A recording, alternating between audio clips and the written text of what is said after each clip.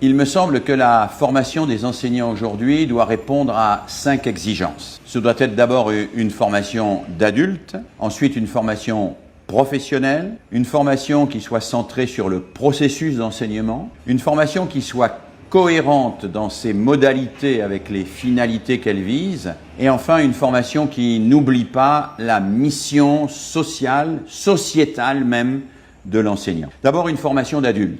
C'est une formation d'adulte qui ne doit pas reproduire le système de l'école traditionnelle avec une infantilisation de ceux et celles qu'elle forme. Je crois que les enseignants en formation doivent être considérés comme des personnes adultes qui peuvent s'impliquer dans la régulation de cette formation, qui doivent être consultés sur cette régulation, qui doivent aussi s'impliquer dans l'organisation de cette formation, et même qu'on peut impliquer dans la conception de la formation. En effet, s'il y a une différence fondamentale entre l'éducation des enfants et la formation des adultes, c'est que les enfants ne peuvent pas choisir ce qu'ils doivent apprendre, ils ne peuvent pas non plus toujours réguler cet apprentissage, sinon ils seraient déjà éduqués, alors que les adultes, eux, parce qu'ils sont adultes, doivent être reconnus comme des êtres capables de participer activement et non pas de recevoir passivement une formation.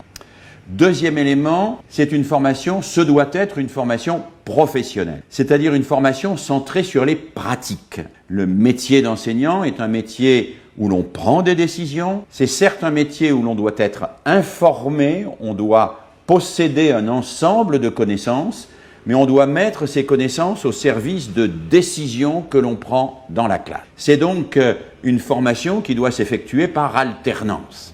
D'ailleurs, dans l'immense majorité des pays, la formation des enseignants est organisée par alternance. Il y a d'un côté les cours, les séminaires en centre de formation, et de notre côté, les stages dans la classe, que ce soit des stages d'observation, des stages de pratique accompagnée ou des stages de pratique en responsabilité. La difficulté de l'alternance, c'est qu'elle est trop souvent juxtapositive, c'est-à-dire qu'on juxtapose des cours en centre de formation et puis des expériences dans les classes.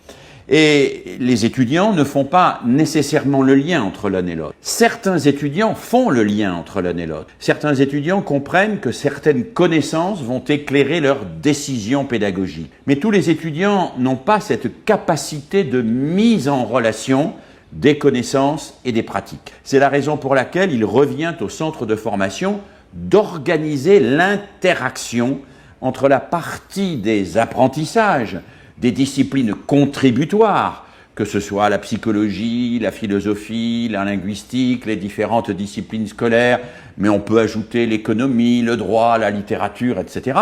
Il faut organiser l'interaction entre tout ça et les pratiques de classe. C'est la raison pour laquelle je suggère très souvent de commencer toute séquence en centre de formation par un bilan sur ce qui s'est passé dans les pratiques, pour pouvoir identifier les questions qui ont émergé dans les pratiques, et de terminer toute séquence en centre de formation par un bilan de ce que l'on a acquis et que l'on va pouvoir transférer dans les pratiques. Il ne s'agit pas d'une projection terme à terme.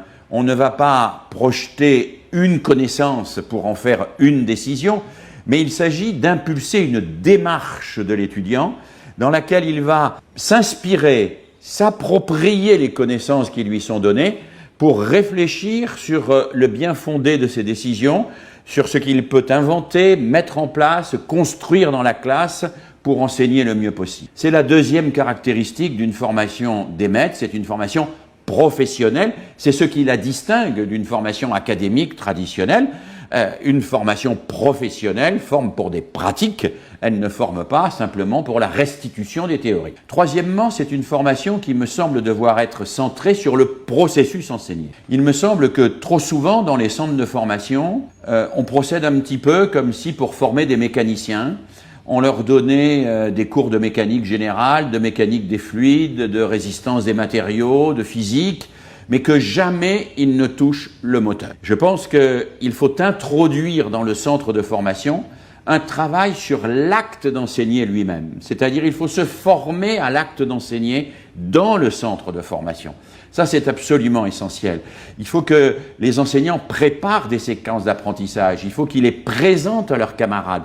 Et il faut qu'ils écoutent les séquences que leurs camarades vont présenter pour pratiquer cette décentration à l'égard d'eux-mêmes, dont Piaget dit si bien que c'est la caractéristique de l'intériorisation de l'exigence. Se décentrer, c'est-à-dire faire quelque chose et se mettre à la place de celui qui reçoit, critiquer, se critiquer réciproquement, mettre le futur enseignant en position d'expérimenter l'enseignement dans le centre de formation lui-même, avec des formateurs, avec ses camarades, et pas simplement dans les stages. Quatrième élément qui me semble très important pour la formation des enseignants aujourd'hui, c'est la cohérence. Cohérence entre ce que l'on veut que l'enseignant fasse dans sa classe et ce que l'on fait avec lui. Toutes les recherches nous montrent, et de cela depuis très longtemps, que les enseignants, quand ils sont en classe, ne font absolument pas ce qu'on leur a dit de faire, mais font ce que l'on a fait avec eux. Il est donc très important que, si l'on veut que nos enseignants pratiquent une pédagogie active, une pédagogie où il y a de la métacognition, une pédagogie où il y a du travail de groupe et de coopération, une pédagogie où il y a de l'entraide entre les personnes, il faut que ces éléments-là soient présents dans la formation des enseignants. Il faut qu'il y ait dans la formation des enseignants des méthodes actives qui mettent les étudiants en activité. Il faut qu'il y ait de la métacognition, c'est-à-dire il faut que les étudiants réfléchissent avec les formateurs sur leur méthode, sur leur manière d'apprendre. Il faut qu'il y ait de la coopération, il faut qu'il y ait de l'entraide entre eux. Parce que s'ils ne s'entraident pas quand ils sont en formation, d'une part, ils ne s'entraideront pas et ne travailleront pas en équipe quand ils seront en activité, mais d'autre part, ils ne feront pas s'entraider les élèves, et nous savons l'importance que cela peut avoir pour l'apprentissage et la socialisation des élèves. Et puis, cinquième caractéristique qui me semble importante pour la formation des enseignants, ne jamais oublier que le métier d'enseignant n'est pas simplement une somme de compétences, que c'est aussi une mission. Bien sûr, il y a des compétences pour enseigner, il faut savoir préparer un cours, corriger des copies, recevoir les parents, il faut savoir mettre des notes, il faut savoir travailler en équipe, faire un projet, et il existe de par le monde une multitude de référentiels de compétences. Ces référentiels de compétences sont utiles, ils permettent aux futurs enseignants et à ses formateurs d'avoir un tableau de bord de ce qu'ils maîtrisent et de ce qu'ils ne maîtrisent pas. Mais un métier ne se réduit jamais à la somme des compétences nécessaires pour l'exercer. Être boulanger, ça n'est pas simplement savoir pétrir la farine, savoir chauffer le four. C'est aussi savoir qu'on joue un rôle dans la société et que ce rôle dans la société, il a une fonction symbolique. Eh bien, l'enseignant joue un rôle dans la société. L'enseignant, il est chargé de la transmission de la culture et de l'émancipation des élèves, et il ne faut jamais perdre de vue, au cours de la formation, cette mission-là.